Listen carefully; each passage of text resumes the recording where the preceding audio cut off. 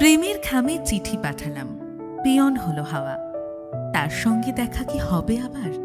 এই তো একটু চাওয়া। কি বহু প্রতীক্ষিত সেই প্রেমের গল্প শুনবেন তো? চলুন আমিও শুনব। স্বাগতম। সাহিত্যের তীক্ষ্ণ কলমে সুরচিত হওয়া রক্তস্নাত, ভয়ার্ত ও প্রভাতের মতো দীপ্তিময় আলোকোজ্জ্বল রচনা সমগ্র দিয়ে পরিবেশিত আমাদের এই বিচিত্র অনুষ্ঠান দ্য টেলস অফ ফিওনিক্স, যেখানে মহাবিশ্বের সকল প্রশ্নের উত্তর মেলায় অন্ধকারে, অযাচিত বিস্ময়ের পথ খোঁজে আলোক গহ্বরে।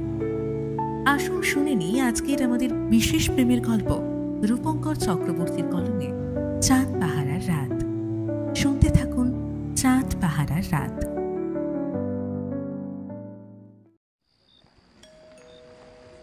সব যাত্রীরা দয়া করে শুনবেন। ট্রেন সংখ্যা 6903। কোন মালগাড়ি কখন আসবে, কোন প্যাসেঞ্জার ট্রেন কখন আসতে পারে, এই সকল একরোখা কথা শুনতে শুনতে এতক্ষণে মালবিকার বিরক্তি লাগতে শুরু করেছে। কানের কাছে এক ক্যাটক্যাটে গলার ভদ্র মহিলা বারবার একই কথা মাইকের মধ্যে থেকে বলে চলেছে। অমুক প্যাসেঞ্জার ট্রেন অমুক গন্তব্য পর্যন্ত যাবে, ওই ট্রেনের আসবার সময় অমুক নির্ধারিত সময়ে আসবে, ইত্যাদি ইত্যাদি। মালবিকার মনে হলো সে যেন কোনো ভাঙা ক্যাসেট শুনছে। একই মন্ত্র এতবার আওড়ানোর মতলব কি? দূরের আসা 9:20 এক্সপ্রেস ট্রেনটার জন্যই অপেক্ষা করছে মালবিকা মিত্র। এখন সবে 9:10, মানে হাতে এখনো 10 মিনিট বাকি। আর মাত্র কিছুক্ষণ, তারপরই সব অন্ধকার। হ্যাঁ, একরাশ অন্ধকারে সে ডুবে যাবে চিরকালের জন্য। লাইনের ওপারে দূরে নিজের মনেই জ্বলছে নিচ্ছে টাওয়ারের বাতিটা। কোথায় বেশ মালবিকা শুনেছিল যে মানুষের সময় ফুরিয়ে এলে নাকি গোটা জীবনের সমস্ত স্মৃতি চোখের সামনে সিনেমার মতন ভেসে ওঠে। হঠাৎই কথাটা মনে পড়ে গেল ওর। সত্যিই কি সেটা হয়? ব্যাপারটা লক্ষ্য করতে হবে তো। মনে মনে মালবিকা ভাবে, তবে যদি সেটা সত্যি ঘটেও, তবে তার অর্থ বা কি থাকবে তার কাছে? মুখ ফুটে সে কথা কাকেই বা সে বলবে, আর বললেও কিভাবে বলবে? নিয়ার ডেথ এক্সপিরিয়েন্স এই এত বড় বিষয়টা প্রদীপে ফুঁ দেওয়ার মতো এসে আবারও চলে যাবে। কাউকে তাহলে বলাও যাবে না এই অনুভূতির কথাটা। কেন বলা যাবে না?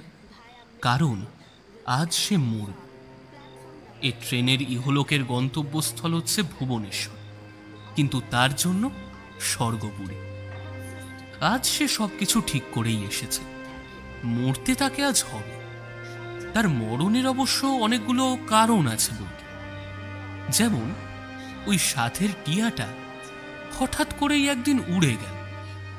মা অঙ্কের নাম্বার দেখে একাই কাঁদল, কিন্তু একটা কথাও বলল না তাকে। বাবা প্রথম তার গালে চড় মেরেছিল সেদিন রাতে প্রচণ্ড রাগে মালবিকার মনের ঠিক ঠিকানার কোনো হুঁশ ছিল না। তাই সেদিন সে তার বাবাকে অনেক কাষ্ঠকঠিন কথা শুনিয়েছে। এখন এই দিনটার কথা ভাবলে মালবিকার বুকটা কেঁপে ওঠে। আচ্ছন্নের মতো হয়ে পড়েছিল মেয়েটা। কেঁদেছিল সেদিন, একরকমের টানা কেঁদে গিয়েছিল। আজ তার মনে পড়ে অ্যাম্বুলেন্সের আওয়াজ সেই দূর থেকে ভেসে আসছে। ঘড়ির কাঁটা তখন রাত 2টোয় ঠেকেছে। মালবিকার স্পষ্ট মনে পড়ে যায় বাবাকে ওরা নিয়ে গেল নার্সিংহোমে। প্রেশারটা বেড়ে গিয়েছিল সেদিন হঠাৎই। আজও ওই রাতটার কথা ভাবলে চোখের বাঁধ টপকে জল এসে চোয়াল ভিজিয়ে দেয় ওর। বাবা, মা এবং ভাই সবাই ভালো থাকুক, এটুকুই ওর শেষ ইচ্ছে। মনে মনে আবারও প্রার্থনা করে নেয়। সেদিনের ঝগড়াটা যে কি কারণে করেছিল, আজ ভাবলে ওর নিজের বুদ্ধির ওপরই অনুশোচনা হয়। কিসের জন্য করেছিল সেদিন এতটা চিৎকার? কার জন্যই বা করেছিল? প্রশ্নটা মাথায় আসতেই তার একটা নাম মাথায় খেলে গেল, রৌদ্র। সত্যি এই নামটা কতটা শান্তি দিত ওকে। কিন্তু সব শেষ হয়ে গেল কত তাড়াতাড়ি, নিতান্তই এক মুহূর্তের মধ্যে।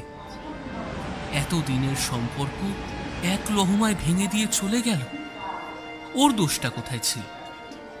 আচ্ছা, একবার মালবিকা নিজের হাতে করে চিংড়ি মাছের মালাইকারি রান্না করে নিয়ে গিয়েছিল ওর জন্য।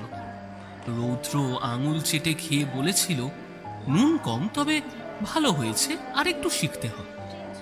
এটাই কি ছেড়ে যাওয়ার প্রধান কারণ, নাকি অন্য কিছু বা অন্য কেউ? কোনো এক দূর সম্পর্কের আত্মীয়র বোনের বন্ধুর সাথে ওর পরিচয় হয়েছে। মেয়েটি সুশ্রী। কথাটা শুনে মালবিকার গালের বাঁ পাশের জন্মদাগটা যেন জ্বালা করে উঠেছে। মেয়েটার বাবার দুটো রাইসের মিল রয়েছে, পয়সা নাকি বেমান। কদিন কথা বলা হয়নি রৌদ্রের সাথে। রৌদ্র কলও রিসিভ করেনি ওর। ফোন খুলে চ্যাটবক্স দেখলে বোঝা যাবে মালবিকা মেসেজের পিরামিড বানিয়ে রেখেছে। কতগুলো পুরনো স্মৃতির কথা ও অনুভূতির আত্মকথা গোটা মেসেজের আকারে লিখে রেখেছে অনর্থক। মালবিকা খায়নি, কথাও বলেনি ভাইয়ের সাথে, শুধু নিজের স্মৃতিগুলোকে অন্তর্ভেদী বাণের মতো ব্যবহার করেছে কান্নার রসদ হিসেবে। গত 1 মাস হলো এমনটাই চলছে। মালবিকার মনে রৌদ্রের এহেন ব্যবহারে তার প্রশ্নের খাতাটা আরো বড় হয়েছে। কি জন্য এমন হচ্ছে, কেনই বা হচ্ছে, তার কোনো উত্তর কোনো মতেই খুঁজে পায়নি মেয়েটা। 5 বছরের সম্পর্ক যে মাত্র একটা বৃষ্টি ভেজা বিকেলে শেষ হয়ে যেতে পারে, তা মালবিকার মনে ও মস্তিষ্কে কখনোই আসেনি। কি একটা কাজে ও বেরিয়েছিল। বৃষ্টির অবিশ্রান্ত ধারায় দূরের কফি শপে দেখতে পেল 2জন যুবক যুবতীকে। বেশ পরিশ্রান্ত ছিল মেয়েটা, তাই প্রথমটায় অগ্রাহ্য করেছিল।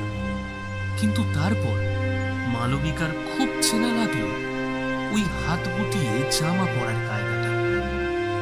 5 বছর, একটানা 5 বছর একটা মানুষকে সে কাছ থেকে দেখে এসেছে। ফলে যা হয় আর কি, মালবিকা রৌদ্রকে আজ 34টা দিন পর দেখল। হয়তো একা দেখলে খুশি হতো, কিন্তু ও তো একা নয়, পাশে একটা অল্প বয়স্কা মেয়ে বসে আছে। সত্যিই তো মেয়েটা অত্যন্ত সুশ্রী। তার গালের বাঁ পাশের মতো কোনো ধরনের জন্ম দাগ নেই, লাবণ্যময়ী পরিষ্কার চামড়া। মালবিকার স্পষ্ট মনে আছে রৌদ্র ওকে দেখতে পেয়েছিল, কিন্তু উঠে আসেনি, স্থির হয়ে নিজের জায়গাতেই বসেছিল। সেদিন একটা মেয়ে নিজের সব প্রশ্নের উত্তর পেয়ে গেছিল, তাই আর পিছনে ফিরে তাকায়নি, চলে গিয়েছিল ওখান থেকে। সত্যিই হয়তো বৃষ্টির সব প্রশ্নের উত্তর দিয়ে দেয়। বাড়ির উঠোন পেরিয়ে আসার সাথে সাথে অজস্র কাশি এবং কান্না ভেজা চোখের কোণাগুলো ভালো করে মুছতেও পারেনি মেয়েটা, সোজা ছুটে যায় ঘরে। তারপর বাথরুমে কাশতে কাশতে চোখে মুখে জলের ঝাপটা দেয়। মুখ থেকে কাঁচা রক্ত বেরিয়ে আসে তার। বেসিনের কলের কিলকিলে আওয়াজটাও মালবিকার কানে তালা ধরিয়ে দেয়। না বাবা না মা, বাড়ির মধ্যে শুধু ভাই জানতে পারল বিষয়টা। নানান ধরনের কৈফিয়ত ও বারণ করার সত্ত্বেও ভাই ধরে বেঁধে নিয়ে যায় সোজা ডাক্তারখানায় তাকে। তারপর ওষুধ, টেস্ট এবং আরও একটা কারণ যোগ হয়ে যায় সেদিনের পর থেকে। সেদিন বৃষ্টি পড়ছিল। ভাই ঘরে ঢুকে থমথমে মুখে রিপোর্ট কার্ডটা এগিয়ে দেয় মালবিকার দিকে। Blood cancer. একটা হাসি মুখ কাগজের ওপর থেকে মুখ তুলে চেয়ে থাকে এক জোড়া থমথমে চোখের দিকে। সেদিনই বৃষ্টি ভেজা বিকেলে কথাটা ভেবেছিল, ওকে মরতেই হবে। এই তো কি সুন্দর আরো একটা কারণ যোগ হলো। সত্যি বৃষ্টি সব প্রশ্নের উত্তর দিয়ে দেয়। এই জাগতিক দুনিয়া ওর জন্য কিচ্ছু রাখেনি, বরঞ্চ কেড়ে নিয়েছে সব। ওর সুখ শান্তি সমস্ত কিছু, আর দিয়েছে অগাধ মোহ। ভালোই হলো, আর এই মুখ পোড়া মেয়েটাকে ওদের বোঝা হয়ে থাকতে হবে না। কত বছর জ্বালিয়েছে ওদের, ও চলে গেলে এরা একটুখানি স্বস্তিই পাবে।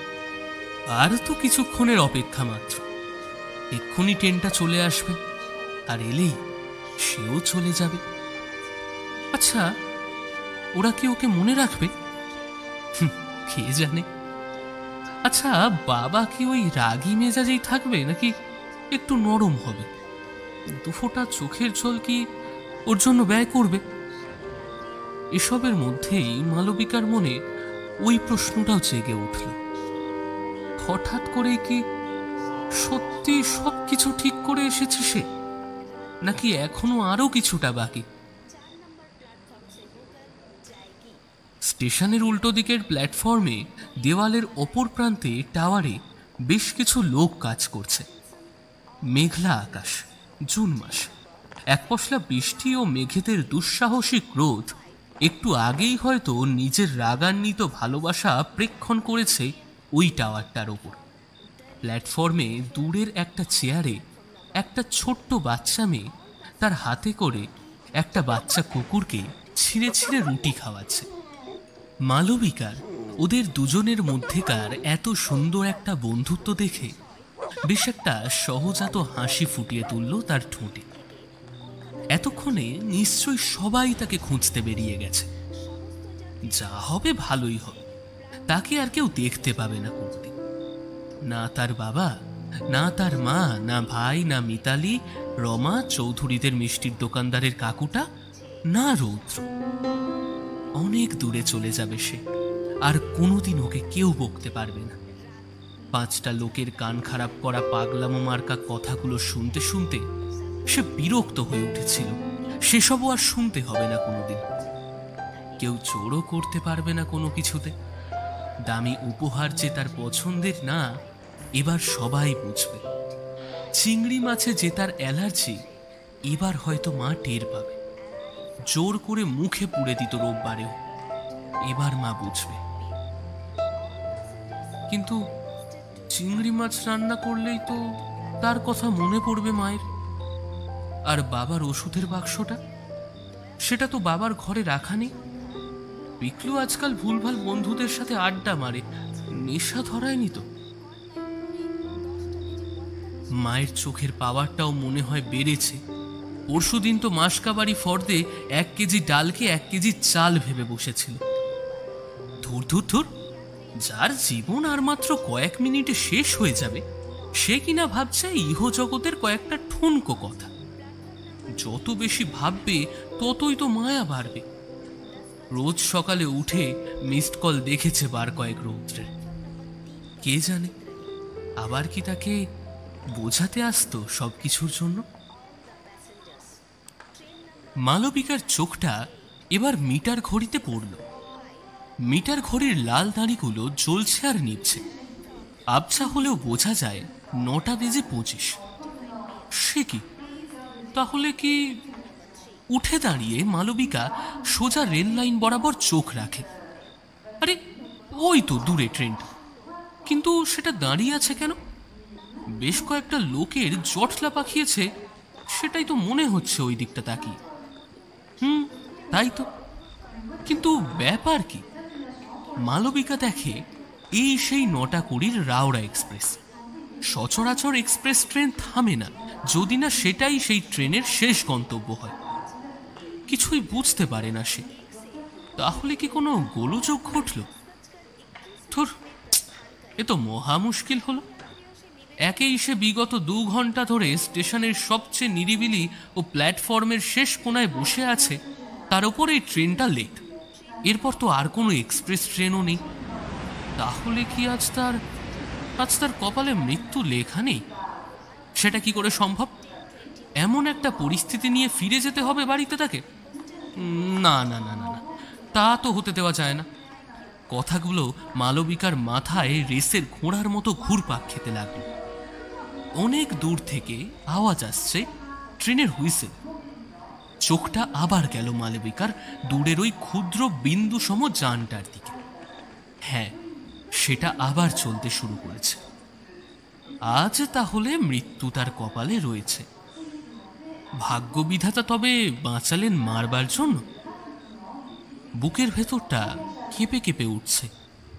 কেউ যেন এক অদৃশ্য হাতুড়ি পিটাচ্ছে ভেতর থেকে তার। এই জায়গাটা মালবিকা আগে থেকেই দেখে রেখেছিল। লোকের আনাগোনায় এদিকটা বিশেষ তেমন নেই, তাই কাজটা সারতে তার সুবিধেই হবে। কেউ চাইলেও তাকে আর আটকাতে পারবে না, এবং যদিও ওকে কেউ লক্ষ্য করে ততক্ষণে অনেকটা দেরি হয়ে যাবে, কারণ মুখ্য প্ল্যাটফর্ম থেকে এদিকটা অনেকটা আসতে হয়। ছুটে আসলেও তার নাগাল পাওয়া মুশকিল। আর মাত্র কয়েক সেকেন্ডের অপেক্ষা, তারপরে মুক্তি। কান্না ভরা চোখটা মেয়েটা রোগড়ে নেয় একবার। রইল সকলে ভালো থাকার দেশে। মালবিকা যেটা করতে চলেছে সেটাই তাকে চিরকালের শান্তি দেবে। ট্রেনের গতি বেড়ে গেল কিছুটা। দূরের সিগন্যালটা অতিক্রম করার পর থেকেই সে তার গতি ধরল। দ্রুত গতিতে এবার ট্রেনটা স্টেশনে ঢুকছে। মালবিকা দু কদম এগিয়ে যায়। এবার রেল লাইনে ঝাঁপ দিতে হবে। কান ফাটিয়ে খুব কাছে এসে ট্রেনটা হুইসেল বাজাল। আরো দুপা এগিয়ে গেল সে। মালবিকা সেই শব্দটা শেষবারের মতো শুনতে পাচ্ছে। পৃথিবীর বুকে এটাই হয়তো তার শোনা শেষ যান্ত্রিক চিৎকার। চোখ বন্ধ হয়ে এলো ট্রেনের সলোজ্জ্বল হেডলাইটে। এক বুক নিঃশ্বাস টেনে নিয়ে একদম প্ল্যাটফর্মের ধারে গিয়ে থামল। ও দেবী, ট্রেনকে চুমু খাওয়ার এত তারা কিসের? কিন্তু না, যান্ত্রিক চিৎকারের মধ্যে প্রাণময় আরো একটা আওয়াজ ভেসে এল। এই আওয়াজ একটা কণ্ঠস্বর। আরে, সজোরে বাঁ হাতে হেঁচকা টান পড়ল মালবিকার। তক্ষুনি ছিটকে পিছিয়ে প্ল্যাটফর্মে এসে তার মাথাটা ঠুকে গেল। উবু হয়ে পড়ল সেখানে। ট্রেনটা শনশন আওয়াজ করে মালবিকার অকর্মণ্যতায় হাসতে হাসতে পেরিয়ে গেল প্ল্যাটফর্ম ছেড়ে। মালবিকার আবছা চেতনায় সেটাই মনে হতে লাগল। শনশন আওয়াজ করে ট্রেনটা স্টেশন থেকে বেরিয়ে গেল। আবার শান্ত হলো প্ল্যাটফর্ম। কি ঘটল এটা? কেই বা তাকে টানল? এতক্ষণ এইখানে তো কেউ। দিন দিন, হাতটা দিন। শান্ত কিন্তু তাচ্ছিল্য মেশানো গলায় কথাটা শুনতে পেল মালবিকা। তার সঙ্গে একটা হাত এসে অবরোধ করে দিল দৃষ্টিসীমানা। আলু থালু চুলের ফাঁকে মুখ তুলে আগে দেখতে চাইল সে।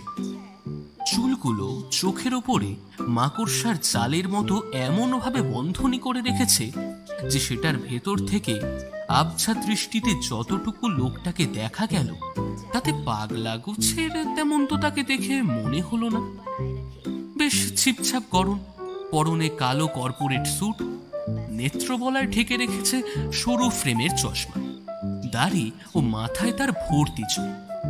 হাতটা আবার ঝাঁকিয়ে নিয়ে লোকটা বলল, নিন ধরুন, এ আপনার ট্রেনের মতো নয়, শীষ মেরে কেটে পড়তে পারবে না, বরঞ্চ আপনাকে তুলেই ছাড়বে।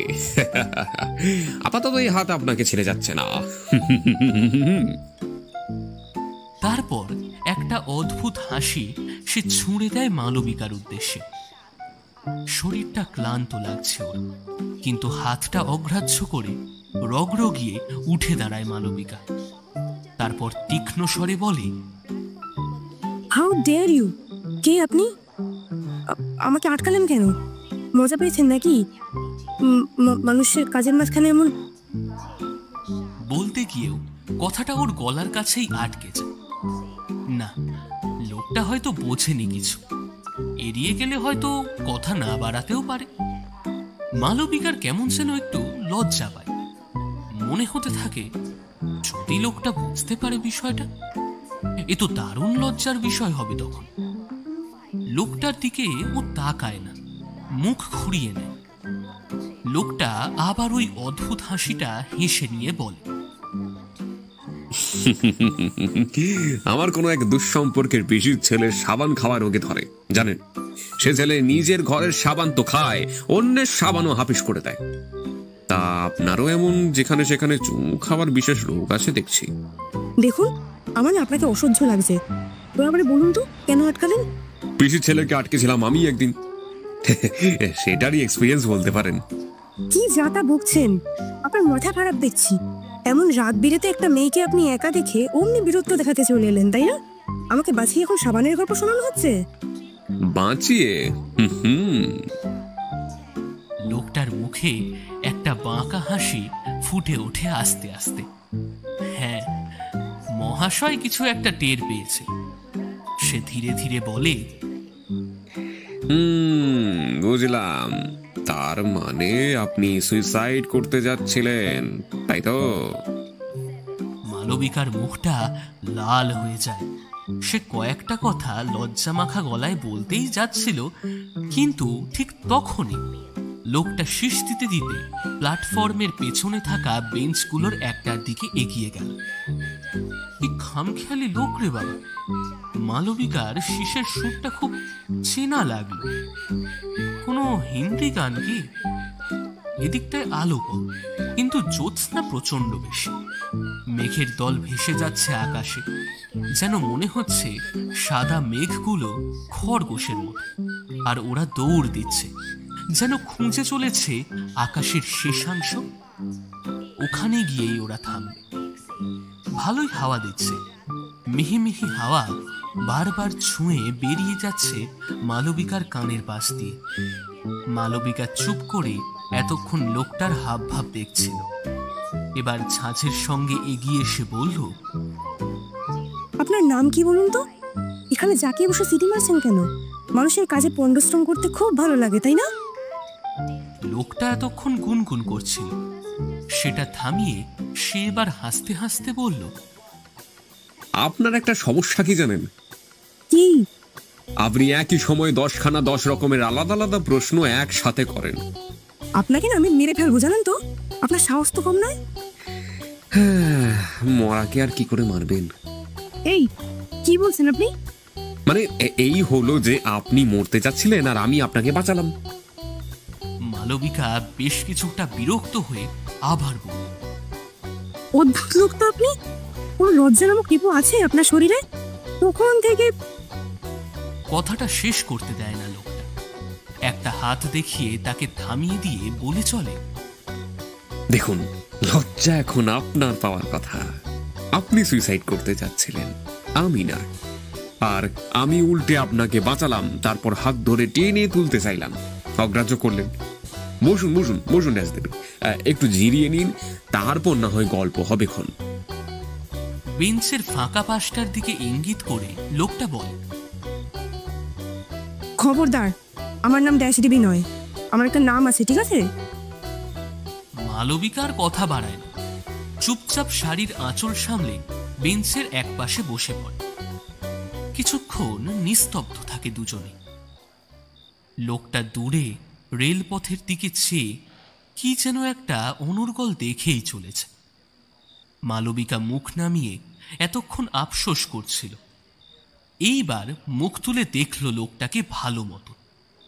গায়ের কোটটা খুলে বেঞ্চের হাতলে ঝোলানো, গায়ের রং কমলাভ ফর্সা, মুখের মধ্যে একটা হাসি হাসি প্রচ্ছন্ন ভাব রয়েছে, যার জন্য লোকটা না হাসলেও মনে হয় যে সে যেন হাসছে। ওদিকে মুখ করে লোকটার শান্ত কণ্ঠে বলে উঠল, আপনি কি এরকম সেজে গুজেই মরতে বেরোন, নাকি আজকে কিছু স্পেশাল ব্যাপার? স্বর্গে কি কোনো ফ্যান্সি ড্রেস কম্পিটিশন আছে নাকি? মা ছোট থেকেই শাড়ি পরা শিখিয়েছে, অভ্যেস হয়ে গেছে আর কি, তেমন কিছু নয়। আসলে এই শাড়িটা আমার বাবার আমাকে জন্মদিনে দেওয়া। মারা গেলে আইডেন্টিফাই করতে খুব অসুবিধা হয়, তাই আসলে বাবা মা পিকলু খুব ভালো করে চেনে এই শাড়িটা। এত বুদ্ধি নিয়ে মরতে এসেছেন নাকি মরতে এসেছেন দিদি? লোকটার কথায় আর হাসি সামলাতে পারে না মালবিকা। রিমঝিম বৃষ্টির ধারার মতন হেসে ওঠেও।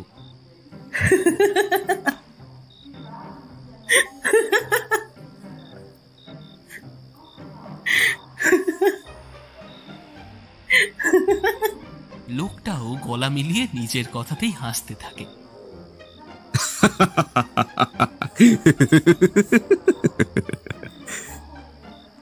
মালবিকা হাসতে হাসতে বলে, আপনি এমন সবসময় আর কি করেন বুঝি? সিরিয়াস হন না? হয়তো, কিন্তু ক্ষেত্র বিশেষে। আপনি এখন মরতে চলেছেন। এখন যদি আপনার হিটলার বাবার মতন আপনি কেন মরছিলেন এই সেই প্রশ্ন করে লেকচার দিতে শুরু করি, তবে আপনার স্বাভাবিক মানসিক প্রবৃত্তি আপনাকে আমার শত্রু হিসেবে ধরে নেবে। কি জানেন, এই মস্তিষ্ক বড় বোকা। সবশেষে ওই অসঙ্গতিগুলোকেই খুঁজে মরে। এটা কিছুটা ভালো আবার খারাপও। কেন? কেন আবার কি? এই ধরুন, আপনি কোনো মানুষের পোর্ট্রেট আঁকতে বসেছেন। তখন আপনি লক্ষ্য করলেন আঁকায় চোখটা একটু তেচরা আর ঠোঁট থুতনি থেকে একটু বেশি ওপরে লাগছে। মোনালিসা বানাতে গিয়ে মিনতিবাসী বানিয়ে ফেলেছেন। বার কয়েক নাক শিটকে সেটা দেখে আপনি সঙ্গে সঙ্গে সেটা ঠিক করে নিলেন। কিন্তু এই অসঙ্গতি যদি নিজের মধ্যে খুঁজতে বলা হতো, তাহলে আমরা সকলেই হাত তুলে দিতাম। কারণ নিজেকে প্রশ্ন করাটা সব থেকে কঠিনতম কাজ। আপনি দেখছি কমেডির পাশাপাশি ফিলোসফিও জানেন। কয়েকটা প্রশ্ন করেছিলাম, এবার সেগুলোর উত্তর তাহলে পেতে পারি? লোকটা অল্প কিছুক্ষণ গম্ভীর হল, তারপর চোখের চশমাটা নাকের ওপর ঠিক করে বসিয়ে দিয়ে পাল্টা প্রশ্ন করে বলল, কোনটা আগে শুনতে চান বলুন? আপনি যা দ্রুত প্রশ্ন করেন, বাপ রে বাপ। তারপর আর প্রশ্ন না বাড়িয়ে হঠাৎ করেই বলে ওঠে, আচ্ছা, আমার নামখানা হচ্ছে শ্রীমান হাওয়া বন্দ্যোপাধ্যায়, বাড়ি। এই এক মিনিট, কি হাওয়া? আপনি আবার মস্করা করছেন তো? কারোর নাম হাওয়া হতে পারে? মালবিকার হঠাৎ প্রশ্ন আসাতে লোকটার মুখের কথাটা শেষ হতে দিল না। লোকটা মালবিকার মুখের দিকে এতক্ষণে তাকিয়ে আবার একটা হাসি হেসে বলল, বাঙালিদের এই দোষ, সব জায়গাতেই কাঠি করা। আরে বাবা, শরৎচন্দ্র চট্টোপাধ্যায় হতে পারে, হেমন্ত মুখোপাধ্যায় হতে পারে, এদিকে হাওয়া বন্দ্যোপাধ্যায় হলেই যত গন্ডগোল। হ্যাঁ, আমার নাম হাওয়া। বাড়ি ছিল, এখন নেই। একটা নাম করা প্রাইভেট অফিসে কাজ করতাম, এখন করি না। বাড়ি নেই, কাজ করেন না কেন? বলতে পারেন এই দুই জায়গাতেই আমার কেউ নেই। অবশ্য বাড়িতে কেউ একেবারে নেই বলাটা ভুল হবে, আছে, কিন্তু এখন নেই। সে এখন নার্সিং হোমে। না, চিন্তার কিছু নেই, সে একজন নার্স। থমথমে হয়ে যায় লোকটার মুখ। স্টেশনের অ্যালুমিনিয়ামের ছাতের অল্প একটুখানি ফুট 2 মতো ভেঙে গেছে। সেটার ফাঁক ভেদ করে রূপলি জ্যোৎস্না এসে পড়ছে হাওয়ার মুখে। ওর মুখটা এখন কোনো বইয়ের পাতায় রোদ লাগলে যেমন লাগে, ঠিক তেমন লাগছে। নিষ্প্রভ, কোমল ও মায়াময়। সত্যি, ছেলেটার চোখে মুখে কিসের যেন একটা অজ্ঞাত মায়া বিচরণ করছে। মালবিকার গলাটা উসখুস করছে, মনে হয় কাশি হবে, আবার বোধহয় রক্ত বমিকে।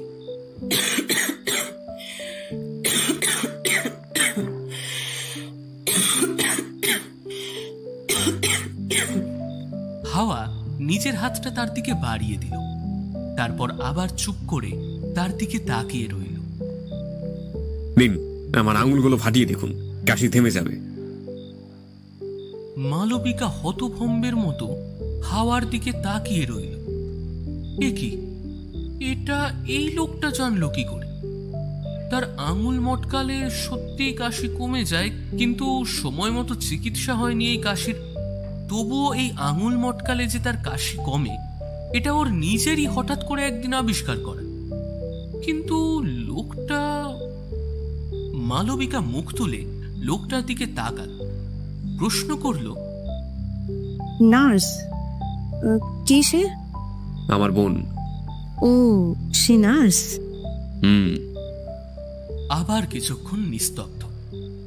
ঝিঝির ডাক ক্যাসেট প্লেয়ারের মতো বেজে চলেছে। মালবিকা কিছুটা সরল হয়েছে মনে হয়। লোকটা খুব একটা বিরক্তকর নয়, একটানা বকবকও করে না। মাঝে মধ্যে একটা দুটো জ্ঞানের বাণী শুনিয়ে আবার যে কে সেই চুপ হয়ে যায়। মনটা ভালো লাগছে না মালবিকার। একেই সে লজ্জিত, তার ওপর এরূপ আচরণ কেউ যে ধরে ফেলবে তা তার কল্পনাতেও ছিল না। তেমনই লজ্জিতভাবে বলতে চাচ্ছিল, আমার নাম মালবিকা। হাওয়া টুক করে হঠাৎ কথাটা বলে ফেল, যেন মালবিকার ঠিকুচি কুষ্টি ওর সব আগে থেকেই জানা। মালবিকার মুখে এখন বড় একটা প্রশ্ন চিহ্ন লেগে রয়েছে। কি আশ্চর্য! মালবিকা হাওয়ার পাশে কিছুটা সরে অবাক হয়ে আবার প্রশ্নটা ছুঁড়ে দিল, এই, আপনি আমার নাম জানলেন কি করে? কি বলুন তো আপনি? শান্ত একটা হাসি ফুটে ওঠে হাওয়ার মুখে। সে হেসে বলে, আমি আজকের পর থেকে সবই জানি, কিছুই রহস্য নয়, সব পরিষ্কার, ওই যে আকাশের মেঘের মতন বা চাঁদের মতন।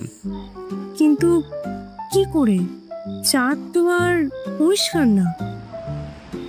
কিছুটা নিঃশ্বাস বুকে ভরে নিয়ে হাওয়া বলতে থাকে, আমি এও জানি আপনি 5 বছর বয়সে অনেক কিছু ভুলে যেতেন। আপনার বাবা মা এটাকে স্মৃতিভ্রম ভাবত। মিস একবার স্কুলে আপনাকে মেরেছিল মিথ্যে বলার জন্য, কিন্তু আপনি আপনার বন্ধুকে বাঁচানোর জন্য এটা করেন।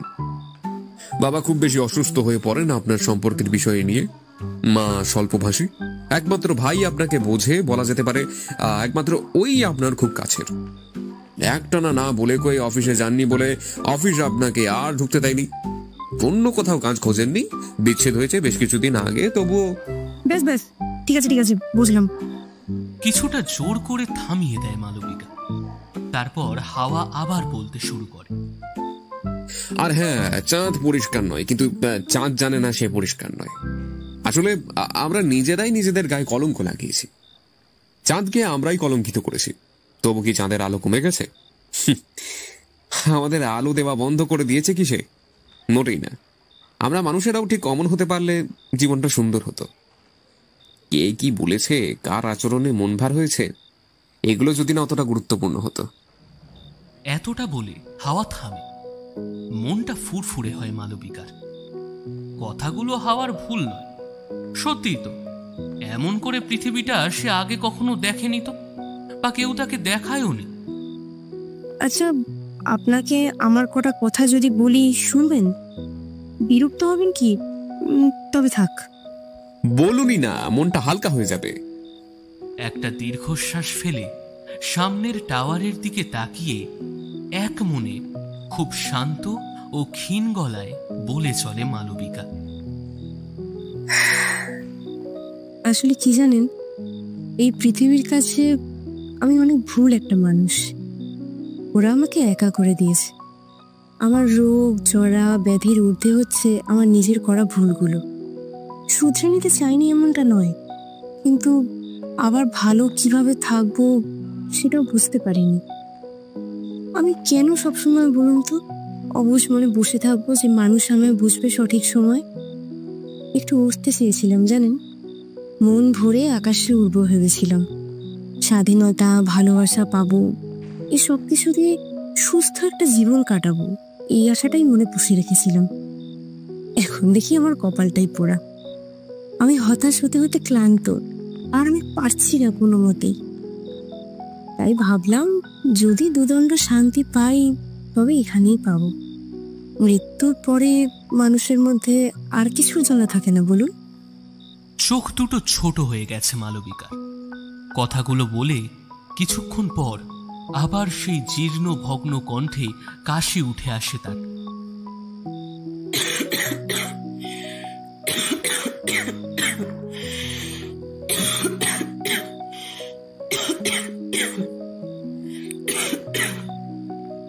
হাওয়া মুখ ফিরে চায় তার দিকে। মেয়েটা কি কাঁদছে নাকি? চোখের কোণের জল চাঁদনি রাতের জ্যোৎস্নায় চিকচিক করে আলোর প্রতিফলন ছুঁড়ে দিচ্ছে। হাওয়া নিজের বুক পকেট থেকে একটা রুমাল বের করে তার দিকে এগিয়ে দেয়। আবার সেই রূঢ় প্রত্যাখ্যান। মালবিকা সেটা নেয় না। মেয়েটার তবে রুমাল হাত এসব কিছুরই দরকার নেই বলেই মনে হচ্ছে। হাওয়া সেটা আবার বুক পকেটে গুঁজে রাখে। মৃদু স্বরে এক বুক কেশে বলে,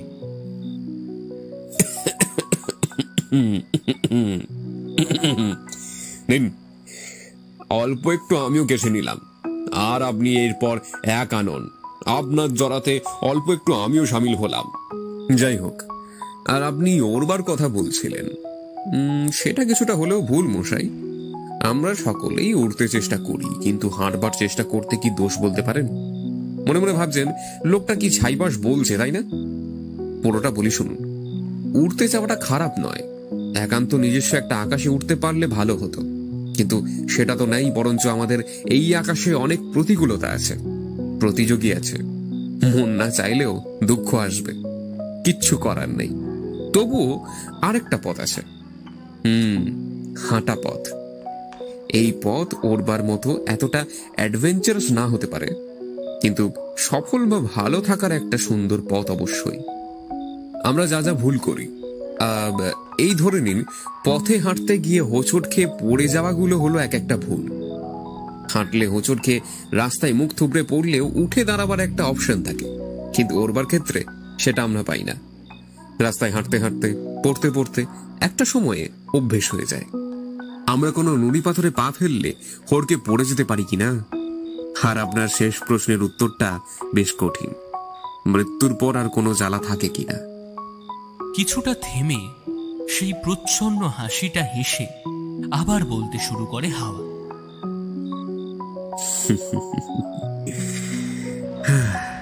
আপনি খুব ভালো সময় প্রশ্নটা করেছেন, বুঝলেন?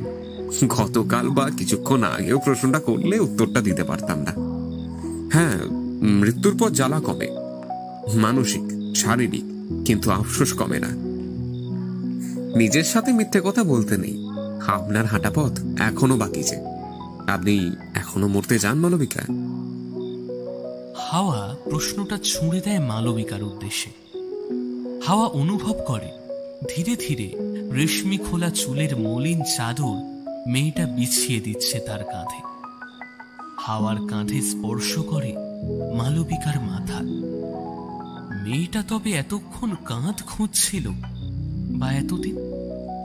প্ল্যাটফর্মে অ্যালুমিনিয়ামের পাতির ছাউনি থেকে 2 ফুট ভাঙা খাঁজটায় এতক্ষণ একটা মাত্র মুখ চাঁদের আলোয় সেঁকে নিচ্ছিল।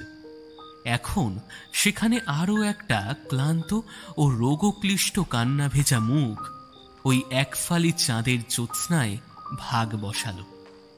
এক দৃষ্টে তাকিয়ে রইল আকাশে আঁটা শুভ্র বর্ণের গোলকটার দিকে। মালবিকার মুখের দিকে তাকিয়ে কিছুক্ষণ মৃদু হাসল হাওয়া। গালের চৌহদ্দি পেরিয়ে ঠোঁট বেয়ে জলের ধার নেমে আসছে। অপলক দৃষ্টিতে তাকিয়ে সে চাঁদকে দেখছে, আর চাঁদ ওকে দেখছে। উত্তরে স্নিগ্ধ হাওয়া দুটো মানুষকে ছুঁয়ে যাচ্ছে বহু দূরের রেলপথের দিক থেকে এসে। মালবিকার ভালো লাগে এই রাতটা। ঠিক এমনি করেই শান্তি তো সে খুঁজে চলেছে এতকাল। কই, কোথাও তো পায়নি। শেষমেশ পেল এক অচেনা অজানা মানুষের কাছে, যার নাম ধাম হাব ভাব কিছুই সে জানে না। বড়ই অদ্ভুত সেগুলো, শুধুমাত্র কথাগুলো বাদ দিয়ে। কথাগুলো বড়ই সত্যি, তার মনে দাগ কেটে যায়। চশমার কাঁচে চাঁদের আলো এসে পুরো কাঁচটা সাদা রঙের রঙে রাঙিয়ে দিচ্ছে। তুমি আজ কাউকে মিথ্যে বলেছ, তাই না? মালবিকার ধরা গলাটা এখন কোমল নদীর মতো শোনায়। উত্তরের অপেক্ষায় তাকিয়ে থাকে হাসি মাখা মুখটার দিকে। একগাল হাসিতে লজ্জা ও চাঁদের প্রভা ফুটিয়ে তুলে ধীর কণ্ঠে উত্তর আসে, মিস্টার মোটিভেটার হাওয়া ব্যানার্জি তবে মিথ্যে কথা বলেন? কাকে শুনি? দেখো, তোমার জাদু কিছুটা আমিও জানি। হ্যাঁ, তাই তো দেখছি। আপনি থেকে সোজা তুমি হলাম, তারপর আবার মিথ্যে ধরা পড়েছে। আমার এবার তো বলতেই হয়। একটা দীর্ঘশ্বাস ফেলে হাওয়া আবার বলতে শুরু করে, আমার বোন মেঘনা, এই সামনের গ্রিন হেভেন নার্সিং হোমের নার্স। ওকেই একবার ফোন করেছিলাম, বললাম আজ আর বাড়ি ফিরবো না। কিন্তু কিন্তু কি?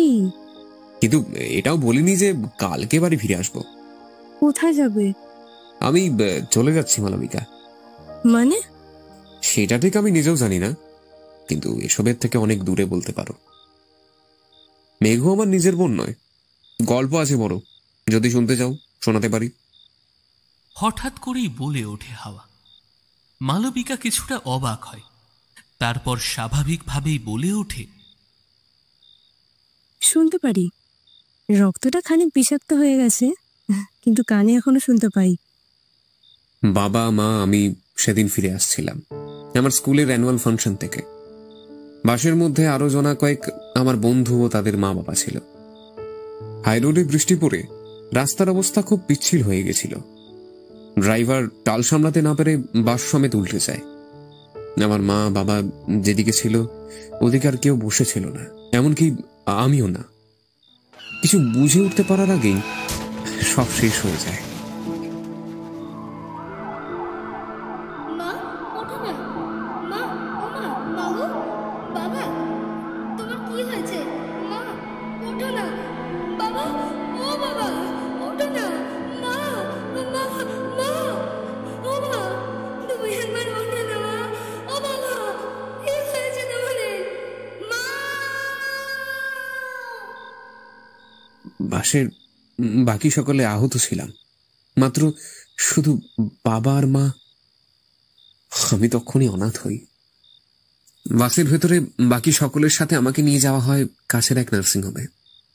মুখের আশপাশে ছিঁড়ে গেছিল, মনে আছে পায়ে অসহ্য ব্যথা। মা মা করে চিৎকার করেছিল ওই 8 বছরের বাচ্চা ছেলেটা।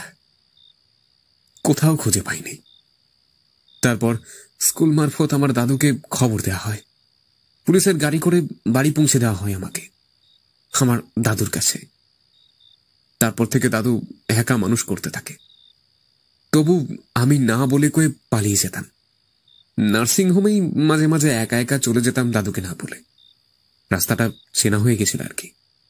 ভাবতাম নার্সিং হোমে গেলে বাবা মাকে খুঁজে পাওয়া যাবে।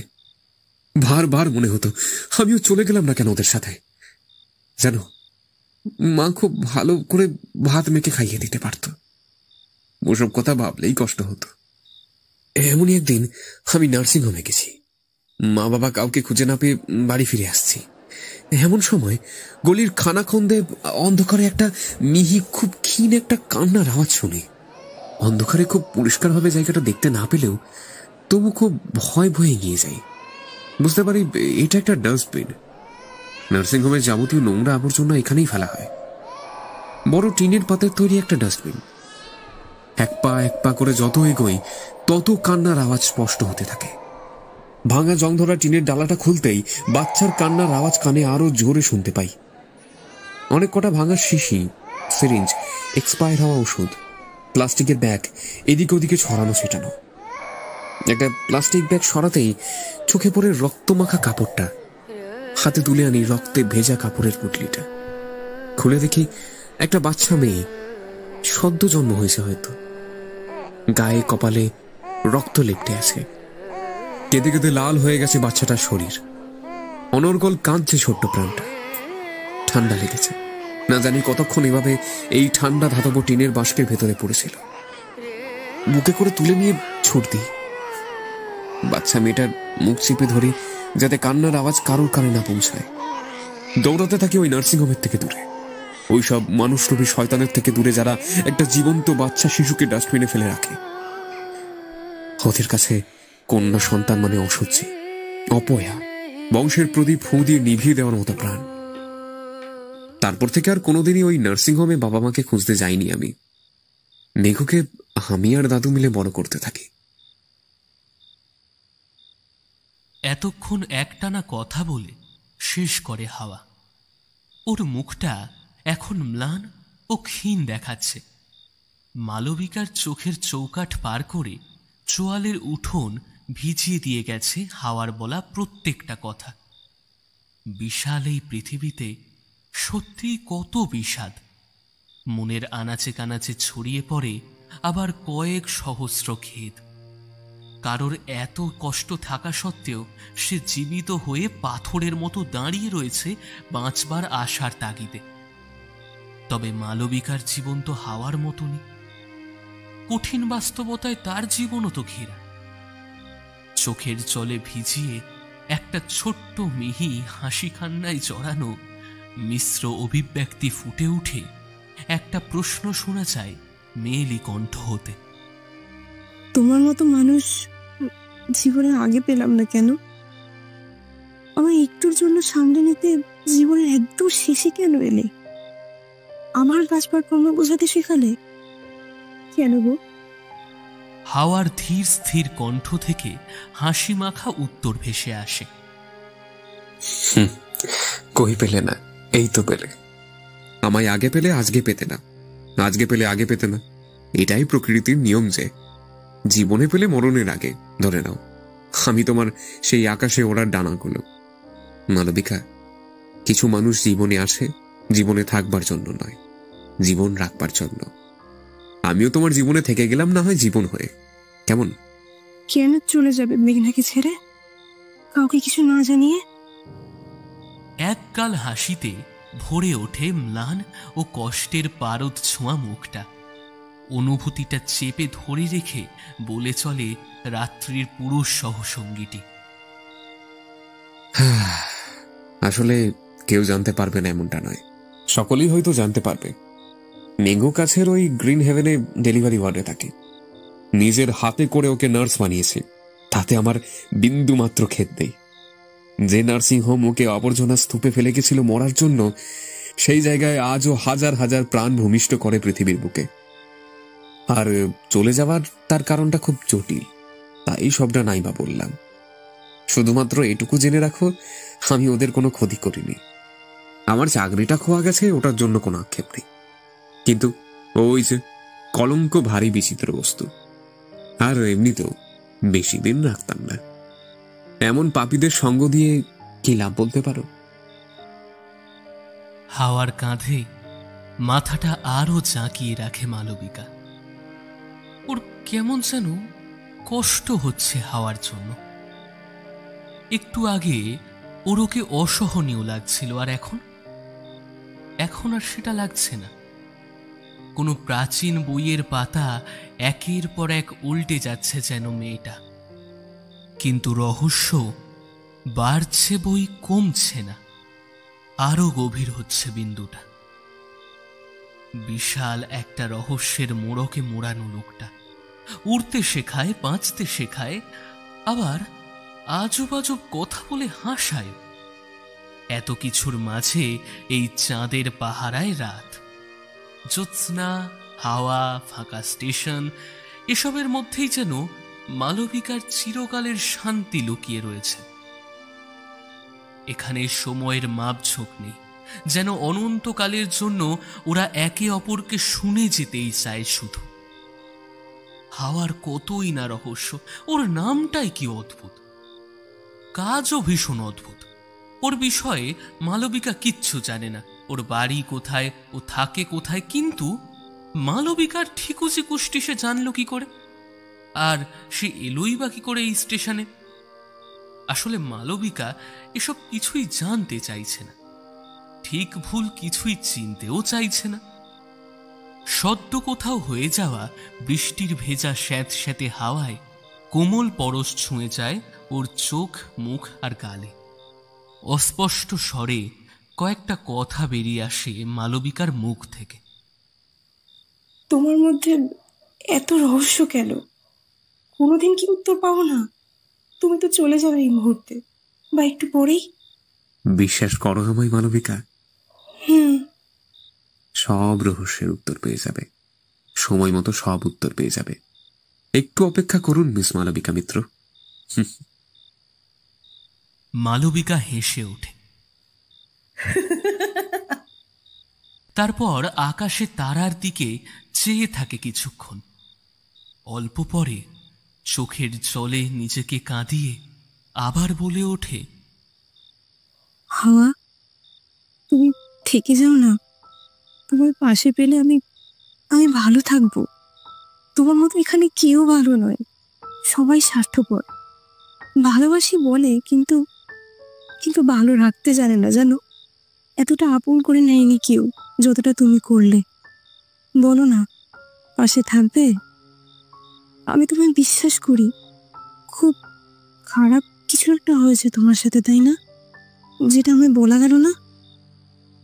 তোমাকে ভালোবাসি বললে থাকবে? মালবিকা চুপ হয়ে যায় এবার।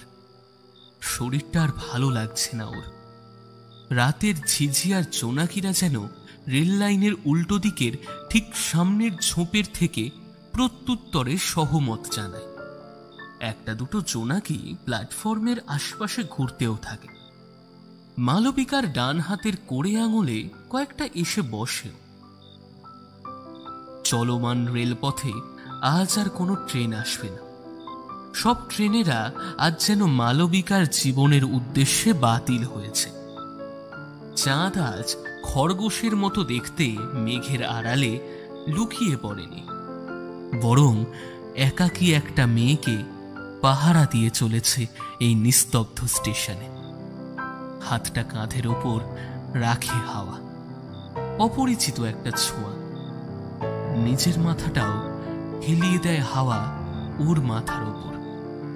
তারপর স্নেহ চড়ানো কণ্ঠে বলে, মালবিকা, যারা সব সময় সাথে থাকে তারা সব সময় পাশে থাকে না। আমি তোমার সাথে সব সময় থাকবো, কখনো ছেড়ে যাব না। মৃত্যুর কথা মাথায় এলে তোমার জীবনে আমি আমরণ কাল ধরে বাঁচবার হাওয়া বয়ে আনবো। চিন্তা করো না, আমি আসবো মালবিকা। এতক্ষণে মালবিকার মাথাটা ঝিমঝিম করতে শুরু করেছে। সামান্য কেশে উঠে বলল,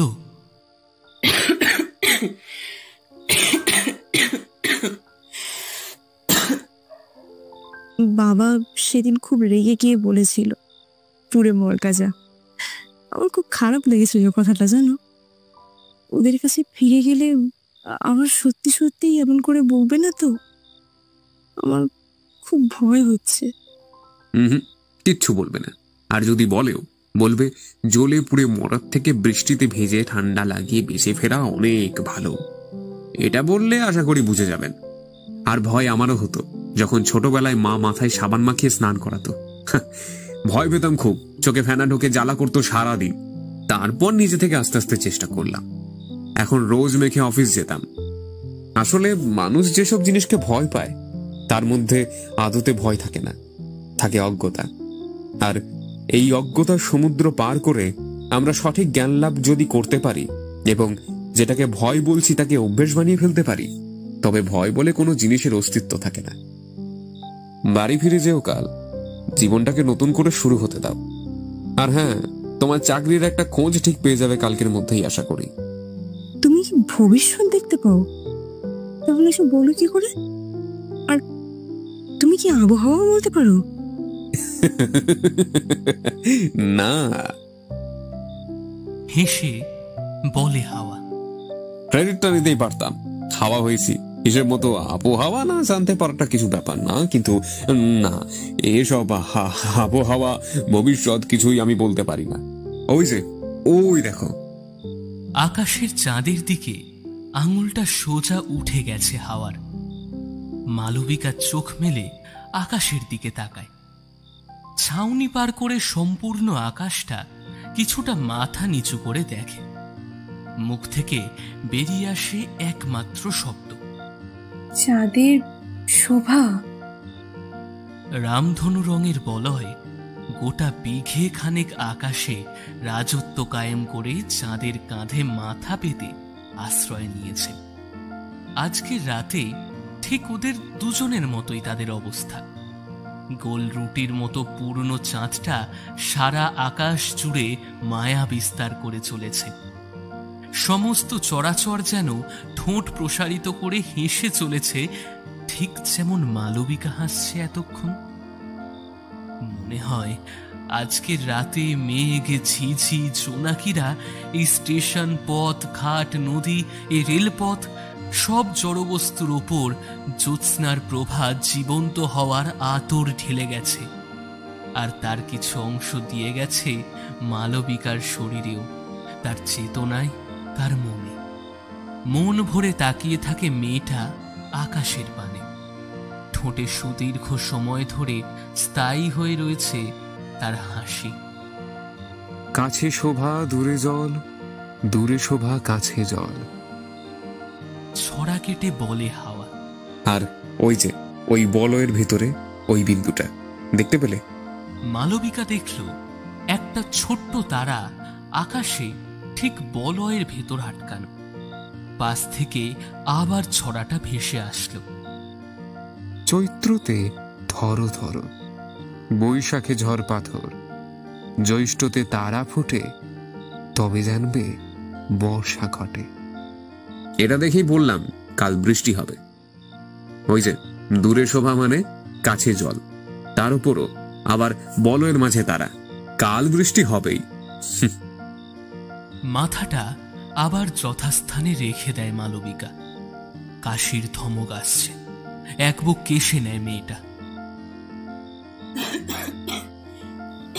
প্রসঙ্গ অন্যদিকে করলে হয়তো পুরো কাশিটা কমে যাবে, কিন্তু সে আর কতক্ষণ?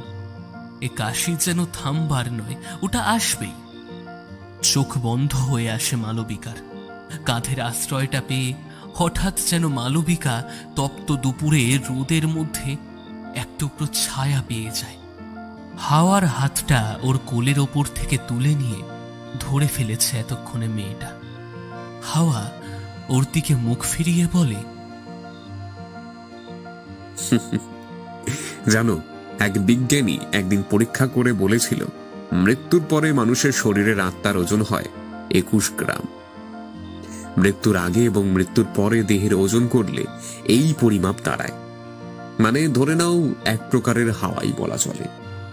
কিন্তু বলে থমকে যায় হাওয়া। ওর হাতের আঙুলগুলোই এখন এক কোমল আঙুলের স্পর্শে খেলা করছে, চাপা পড়ছে একটু একটু করে। একটা দুটো করে আঙুল ভেঙেই চলেছে মেয়েটা।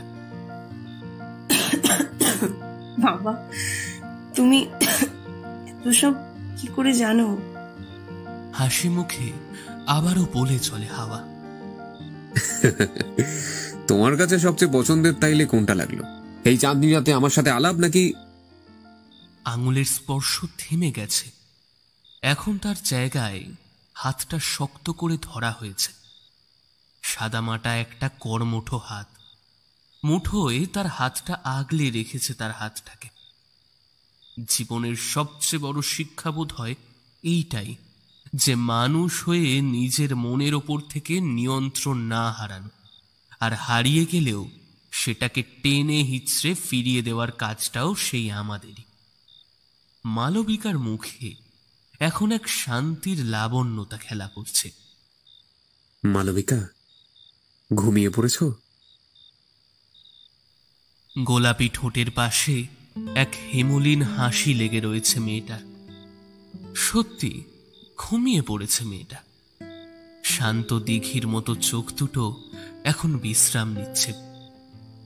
হাওয়া ওর মুখের দিকে তাকিয়ে থাকে।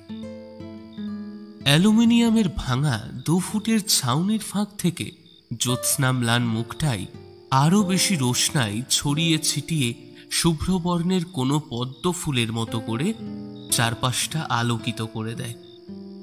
চশমা পরিহিত হাসি মাখানো মুখটা সরে আসে এতক্ষণে। চাঁদের আলোয় ভাগাভাগি করে নেওয়া জ্যোৎস্নার টুকরোটা থেকে। মাথাটা এলিয়ে দেয় বেঞ্চের গায়ে। তারপর সযত্নে ওর শক্ত করে ধরে থাকা হাতটা আলতো করে ছাড়িয়ে আনে। মালবিকার চুড়ির গাছার রিমঝিম আওয়াজ হয় একে অপরের সাথে ঠোকা খেয়ে। উঠে দাঁড়ায় হাওয়া, তারপর শুইয়ে দেয় জরাজীর্ণ মেয়েটার শরীরটাকে বেঞ্চের উপর। ভারী সুন্দর দেখাচ্ছে মেয়েটাকে।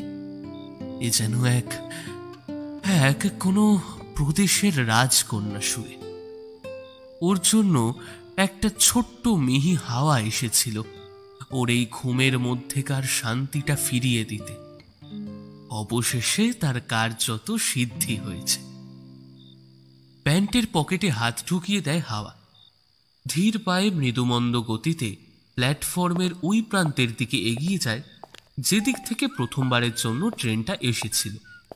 পড়ে থাকে জ্যোৎস্নামাখা রাত, একটা রেলপথ, ঝিঝি পোকা, জোনাকিরা আর মালবিকা।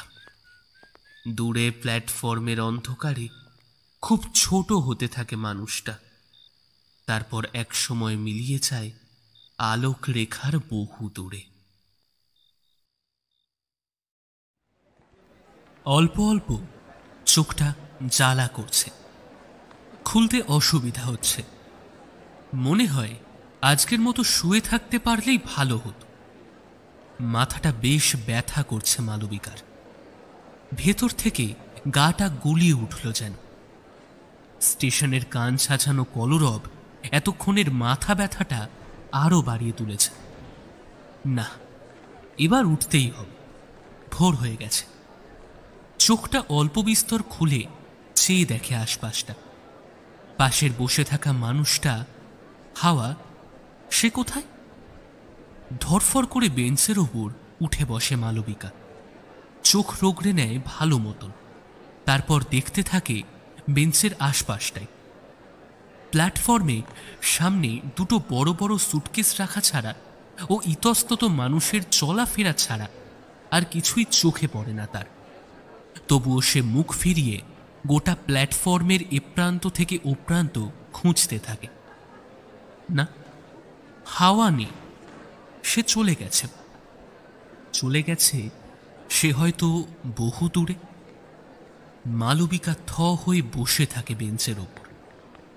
এক বুক কাশি এসে আবারও ঝাঁঝরা করে দেয় তার বুকটা। ওকে না বলে চলে গেল লোকটা।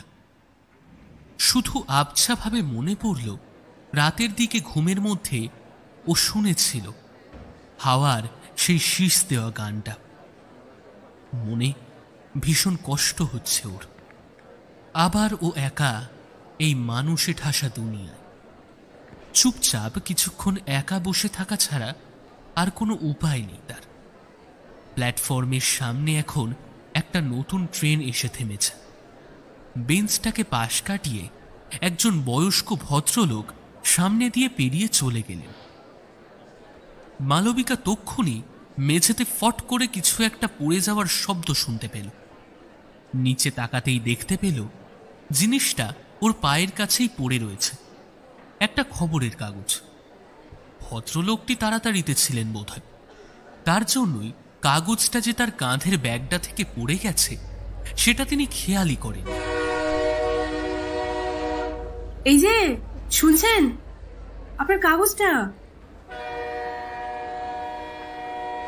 মালবিকা হাঁক দিয়ে ডাকার চেষ্টা করে, কিন্তু টাক মাথার ভদ্রলোকটি ট্রেনে ততক্ষণে উঠে পড়েছেন। সে তার ডাকে সাড়া দেয় না। ট্রেন ছেড়ে দেয় ধীরে ধীরে। মালবিকা ততক্ষণে কাগজটা বেঞ্চের পাশে রেখে দেয়। কালকের সেই বাচ্চাটা আর কুকুরটা দূরে ওই একই জায়গাতে খেলা করছে। ওদের আনন্দ দেখে ভারী খুশি হয় ওর মন। কাগজটার দিকে নজর পড়ে তার। একটা 5 টাকার আনন্দ সংবাদ। হাতে তুলে নিয়ে প্রথম পৃষ্ঠায় চোখ রাখে মালবিকা। তাতে বড় বড় করে লেখা, নির্দোষীর আত্মহত্যা। দিল্লি থেকে আসা ভুবনেশ্বর জংশন পর্যন্ত রাওরা এক্সপ্রেস ট্রেনের তলায় চাপা পড়ল এক নির্দোষ প্রাণ। পুরো লেখাটা পড়তে শুরু করে মালবিকা। গতকাল ঠিক রাত 9:20 দিল্লি ভুবনেশ্বর এক্সপ্রেস ট্রেন প্ল্যাটফর্মে ঢোকার আগে একজন ব্যক্তি নিহত হন। জানা যাচ্ছে রেলপথ দিয়ে হেঁটে যাচ্ছিলেন ওই অজ্ঞাত যুবক। স্টেশনে ঢোকার আগে ট্রেনের গতি কম থাকায় ব্রেক দিয়েও প্রাণ রক্ষা হয়নি। যুবকের লাশ উদ্ধার করে স্থানীয় পুলিশ। পরনে ছিল তার কর্পোরেট পোশাক পরিচ্ছদ, চোখে চশমা, মুখে দাড়ি, রোগাটে গরম। আরও জানা যায় যে লোকটা হিস্টোরিয়া প্লেস অফ ট্রাভেলস কোম্পানিতে একজন কর্মরত এমপ্লয়ি ছিলেন। কোম্পানির 4 লক্ষ টাকা চুরির দায়ে তাকে রাস্টিকেট করা হয়। গত পরশুদিন ঘটনাটি ঘটে অফিসে। পুলিশে খবর দেওয়া হয়। যুবক নিজেকে নির্দোষ দাবি করে, কিন্তু কোম্পানি তার ভিত্তিতে প্রমাণ চায়। তাকে সময় দেওয়া হয় নিজেকে সঠিক প্রমাণ করার জন্য। কিন্তু গতকালের ঘটনায় সকলেই শোকাহত। তদন্ত করে জানা গিয়েছে যে যুবক নিরপরাধ ছিলেন। টাকা পাওয়া যায় অন্য আর একজন এমপ্লয়ির কাছ থেকে। সেই ছিল আসল কালপ্রিট। তাকে গ্রেপ্তার করা হয়েছে। এদিকে যুবকের মানসিক পরিস্থিতি নাকি ভাঙতে থাকে। অবিশ্বাস করতে থাকে তাকে পরিবারের সকলে। ঘটনাস্থল থেকে তার আইডেন্টি কার্ড ও ব্যাগ পাওয়া গেছে। সেখান থেকেই নাম ও ঠিকানা পাওয়া গেছে তার। নিহতের নাম বিভাস বন্দ্যোপাধ্যায়, বয়স 27। বাড়িতে নিজের বলতে শুধুমাত্র বোন। গ্রিন হেভেন নার্সিংহোমের চাইল্ড ডেলিভারি ওয়ার্ডের নার্স। বিভাসের দেহ নিকটবর্তী ওই নার্সিংহোমে নিয়ে যাওয়া হয়েছিল। তার বোন মেঘনা বন্দ্যোপাধ্যায় মৃত দাদার বডি শনাক্ত করেন। মালবিকা হতভম্ব হয়ে গেছে এতটা পড়ে। পুরোটা পড়া শেষ হয় না ওর দ্বারা। ও তাকিয়ে থাকে টাওয়ারের ওই লাল বাতিটার দিকে। আলোতেও ওটা যে চলছে সেটা বোঝা যাচ্ছে। চোখের জল ভাসিয়ে দিচ্ছে ওর রক্ত শুষ্ক গাল দুটো। তার মানে বিভাস হাওয়া। মরণের পর মৃতের শরীরের ওজন হয় 21 গ্রাম, প্রায় প্রায় ঠিক হাওয়ার মতো। ওর রহস্য তবে এই ছিল, এই দুর্ঘটনাটাই ও তার মানে গতকাল রাতে বলতে চায়নি। কাল সব প্রশ্নের উত্তর পেয়ে যাবে ও একটি কাজেরও জোগাড় হয়ে যাবে। এই কথাগুলো বারবার মস্তিষ্কের ভেতর ওজোর পাঁচড় করতে থাকে ওর। সব সূত্র এক এক করে মিলে যেতে থাকে। কাগজের পাতার ভেতর থেকে একটা বেগুনি রঙের খুব দামি গোছের কাগজ উঁকে দিচ্ছে। সেটাকে দেখতে পেয়ে পাতার ভাঁজ থেকে বের করে আনলো মালবিকা। উল্টে পাল্টে দেখে বুঝল সেটা একটা বিজ্ঞাপন। চাকরির খবর কলেজ স্ট্রিটে অবস্থিত বিভাবনী লাইব্রেরির জন্য। একজন লাইব্রেরিয়ান প্রয়োজন। নারী পুরুষ উভয় সত্বর যোগাযোগ করতে পারেন। নিচে দেওয়া ঠিকানা ও ফোন নাম্বার। কি অদ্ভুত মানুষ ছিল না এই হাওয়া। কান্না ভেজা মুখে একটা মলিন হাসি ফুটে ওঠে মালবিকার। মনের ভেতর থেকে সমবেদনা জাগে মানুষটার জন্য। পাগল লোকটাকে আর একবার দেখতে পেলে ভালো হতো। এই পৃথিবীতে কত রকমের অদ্ভুত অদ্ভুত হাওয়া হয়, তাদের মধ্যে একটির আশ্রয় বড় ক্ষণকালের জন্য পেয়েছিল সে।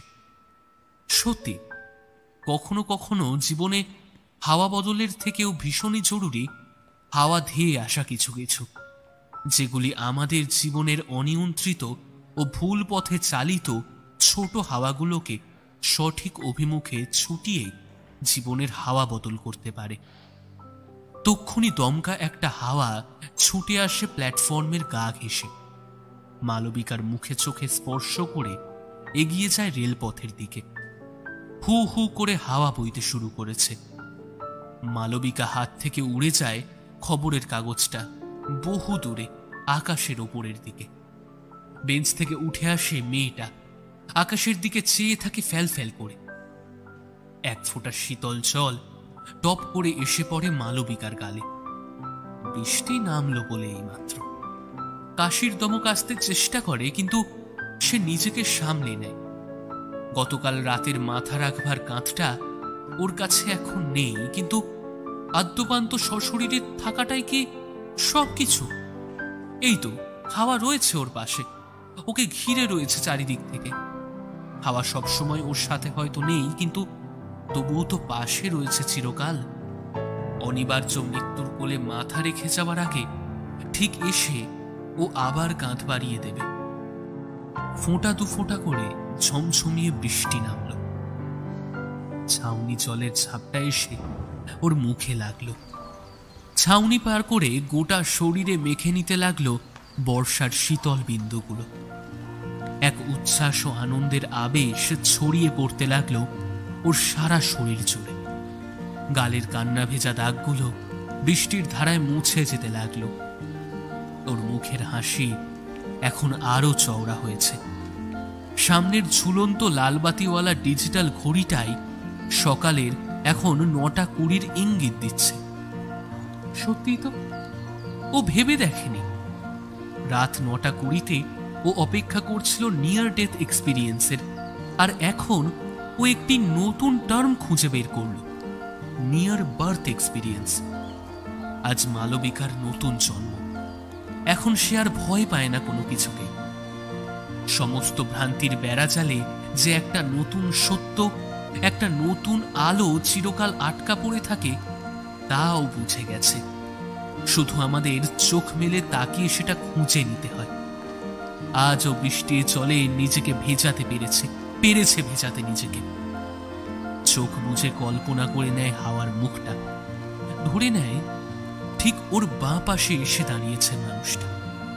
ওকে দেখতে পাওয়া যাচ্ছে না, তবুও তো ও রয়েছে। বৃষ্টির ছাপটা গোটা শরীরটাকে ভিজিয়ে দিচ্ছে। মাথাটা ধীরে ধীরে হেলিয়ে দেয় মালবিকা একটা অদৃশ্য হাওয়ার কাঁধে। মালবিকা ওকে দেখতে পাচ্ছে না, কিন্তু অনুভব তো করতে পারছে।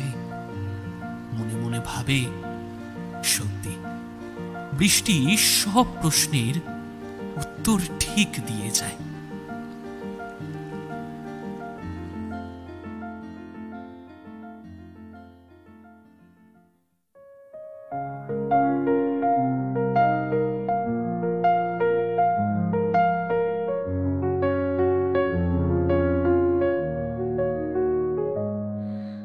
আকাশ জুড়ে মেঘ ঘনায়, রৌদ্রেরা যায় ছুটি, তুই নয়নে অশ্রু জমে, বৃষ্টি বাঁধে জুটি। আধার নামে সন্ধ্যা আসে, জোট বেঁধেছে হাওয়া। রাত কেটে যাক, চাঁদ পাহারায়, এইটুকু তো চাওয়া।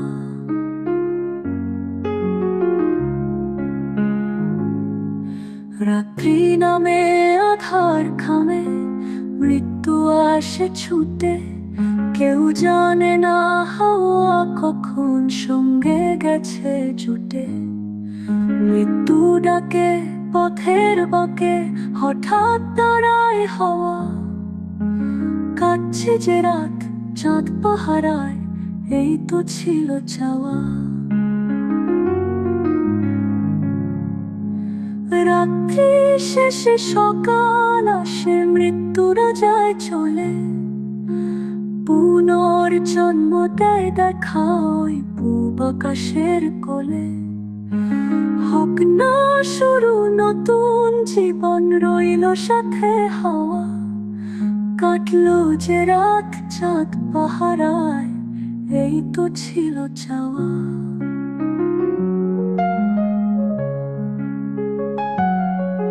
রাত্রি নামে আধার খামে, মৃত্যু আসে ছুটে, কেউ জানে না হাওয়া কখন সঙ্গে গেছে জুটে।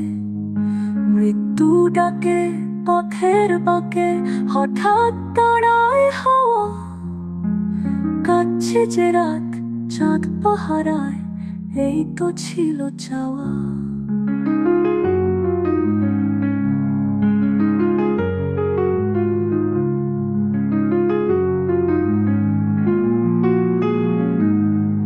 রাত্রি শেষে সকাল আসে, মৃত্যুরা যায় চলে, পুনর্জন্ম দেয় দেখা ওই পূব আকাশের কোলে। হোক না শুরু নতুন জীবন, রইল সাথে হাওয়া। কাটলো যে রাত, চাঁদ পাহারায়, পূর্ণ হলো চাওয়া।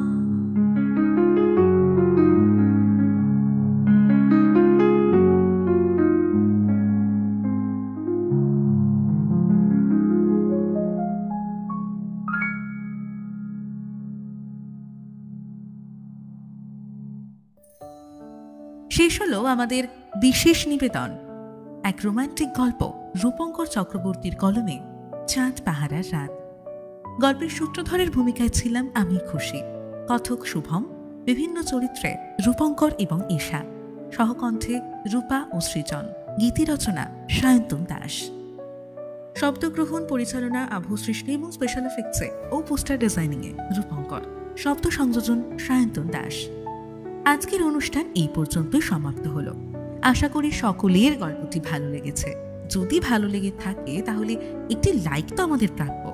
আমাদের কমেন্ট করে জানাতে ভুলবেন না গল্পটি কেমন লাগলো, অথবা কমেন্টে আমাদের কোনো ভৌতিক, রহস্য, রোমাঞ্চ, সায়েন্স ফিকশন ও যাবতীয় নানান রকমের গল্প সাজেস্ট করতে পারেন। মনোনীত হওয়া গল্পতেই আমরা শ্রোতার নাম মেনশন করে পরবর্তী সময় আপনাদের সামনে পরিবেশন করব। অথবা নিজস্ব যে কোনো গল্প ইমেল করে দিতে পারেন এই ঠিকানায় thetalesofphoenix@gmail.com। বানানটা বলে দিই, THETALESOFPHOENIX@gmail.com। গল্পটি শেয়ার করতে পারেন সাহিত্য প্রেমিক অথবা অপ্রেমিকদের সঙ্গে, যাতে তারা সাহিত্যের আঙিনায় মোড়ানো দ্য টেলস অফ ফিওনিক্সের সদস্য হয়ে উঠতে পারে। আমাদের পরিবারের সাথে যুক্ত হতে সাবস্ক্রাইব করতে পারেন আমাদের চ্যানেলটিকে। আবারও আমরা ফিরে আসবো কোনো এক নতুন আলো বা আধারির গল্প নিয়ে, এবং যেখানে মহাবিশ্বের সকল প্রশ্নের উত্তর মেলায় অন্ধকারে, অযাচিত বিস্ময়ের পথ খোঁজে আলোক গহ্বরে। সকলে ভালো থাকবেন, ভালোবাসতে থাকবেন। শুভরাত্রি, বিদায়।